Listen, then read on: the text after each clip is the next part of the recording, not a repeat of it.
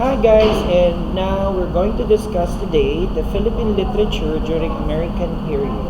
So, right after the Spaniards colonized our country, it emerged to a Philippine revolution them, which causes the Filipino won the said battle, and with the help, I think, of the American. And then that particular event in the Philippine history used by American for them to colonize our country. So if we're going to go back to the historical background, the Filipino revolutionists won against the Spaniards who colonized for more than 300 years our country. And on June 12, 1898, raised the Philippine flag as a symbol of our independence by the first president of our country, General Emilio Aguinaldo, was selected as the first president republic, but this was short-lived. The Filipino-American War resulted in the defeat of General Miguel Malvar in 1903. The peace movement started as early as 1900s.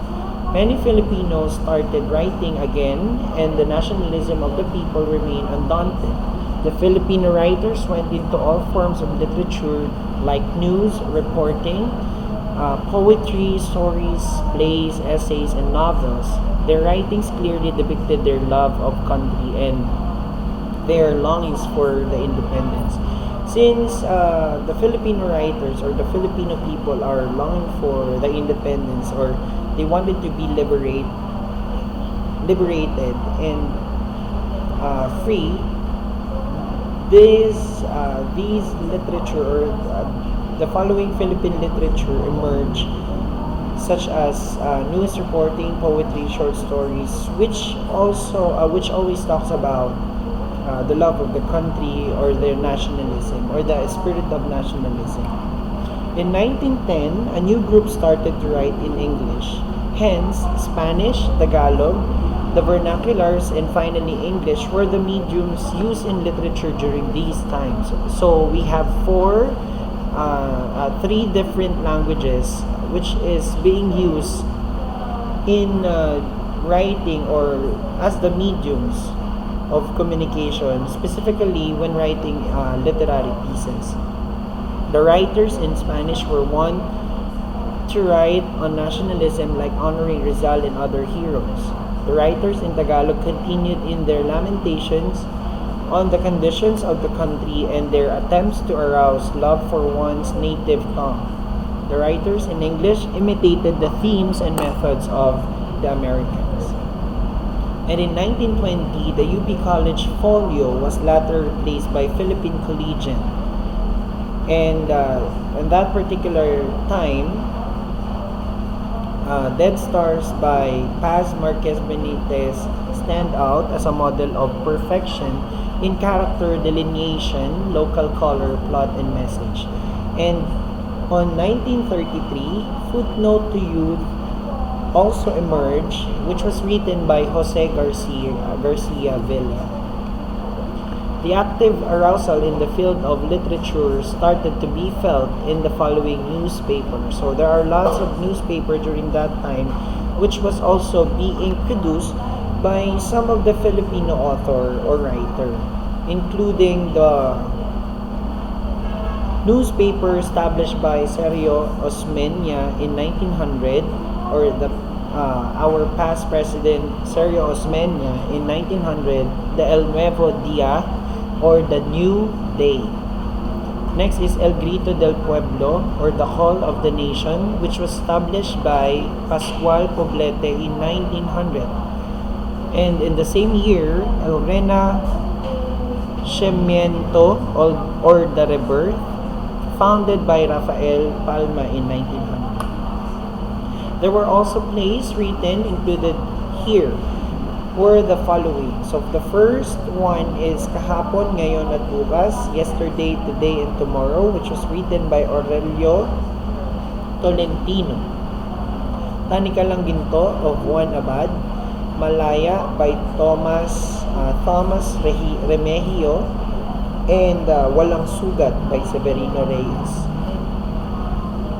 And during the time of the Americans here in our country, it's also the time where public schools are being offered to those people who were not able to study on prestigious type of school. So education became a very important issue for the United States colonial government since it allowed it to spread their cultural values, particularly the English language, to the Filipino people. By 1901, public education was institutionalized in the Philippines, with English serving the medium of instruction. So during that time, everything has been replaced by the tradition came from the Americans. Even the language that we are using, Filipino and Spanish, is somehow or are somehow being changed into English. Characteristics of literature during this period. So first is the literature in Spanish. Letter A, Cecilia Apostol wrote Arizal and is considered as the best poem in praise of the hero of Bagong Bayan. Followed by Fernando Maria Guerrero. He collected the best of his poem in a book called Crisalidas, and one of the poems written in this book was Invocacion a Rizal.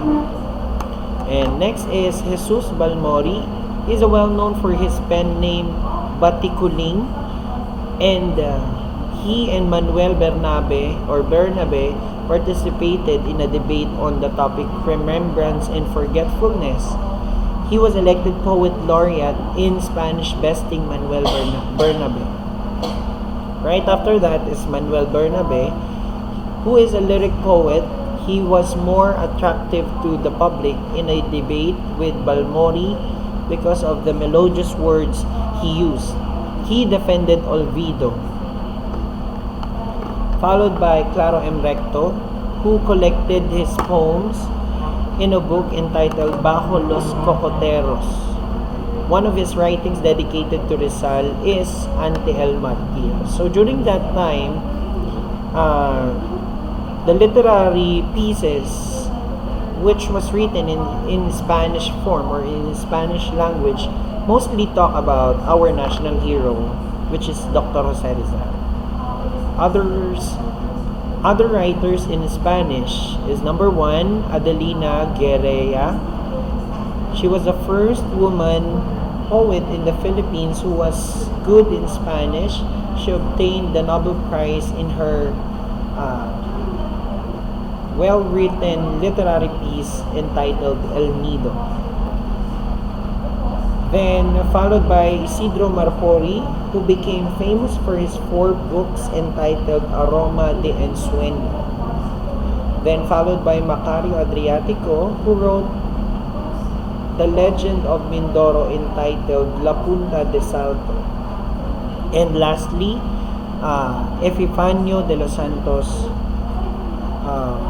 who also emerged during the time of American period here in the Philippines and famous by writing some Spanish literary pieces. Next is for the Filipino literature. These are the literature which emerged in this particular period. So letter A is from Lope K. Santos, who is considered as the father of the national language grammar. He was also called as Apo of the Tagalog writers who wrote Banag at Sika. And it was considered as one of his best masterpiece. Letter B, Jose Corazon de Jesus, known as Joseng Batute. He was also called the poet of love in his time. Ang Isang Punong Kahoy, an elegy, is believed to be his masterpiece. Followed by Armando V. Hernandez, and he was a dubbed poet of the laborers. His masterpiece is Ang Panday. Letter D, Valeriano Hernandez Pena, known as Tandang Anong, and considers Nena at Neneng as his masterpiece. And lastly, Inigo Ed Regalado, a popular storyteller, novelist, and newspaperman who reached the peak of his success by the sumpong as his pen name. Julian Cruz Balmaceda classified three kinds of Tagalog poets. The number one is poet of the heart or makata ng puso. These includes Lope K. Santos, Inigo Ed Regalado, Carlos Gatmaitan, Pedro Diogracias del Rosario, Ildefonso Santos, Amado V. Hernandez, and Nemesio Carabana and Mar Antonio. Followed by Poets of Life or Makata ng Buhay, led by Lope K. Santos, Jose Corazon de Jesus, Florentino Colliantes, Patricio Mariano Carlos, Mariano, Carlos Gatmaitan, and Amado V. Hernandez. And lastly, Poets of the Stage or Makata ng Tanghalan, led by Aurelio Tolentino, Patricio Mariano, Severino Reyes, and Tomas Remigio. And letter C, Philippine literature in English. In a way, we can say that we can trace the beginnings of the Philippine literature in English with the coming out of the Americans. For this purpose, we can divide this period into three time frames. Namely, the first part is the period where reorientation is happening. This is from 1898 to 1910. English as a literary vehicle came with the American occupation in August 13, 1898, and as they say, a choice bestowed on us by history. And by 1900, English came to be used as the medium of instruction in the public schools. From the American forces were recruited the first teachers of English.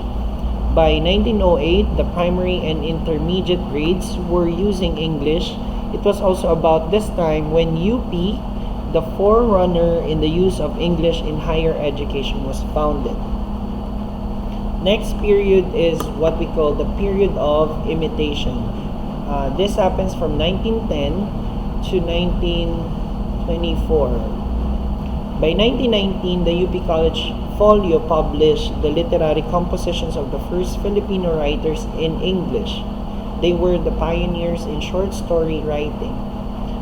Followed by this, they were then groping their way into imitating American and British models, which resulted in a stilted, artificial, and unnatural style, lacking vitality and spontaneity. And the last period of all these time frames, period of self-discovery and growth. By this time, Filipino writers had acquired the mastery of English writing. They now confidently and competently wrote on a lot of subjects, although the old-time favorites of love and youth persisted. They went into all forms of writing like the novel and drama.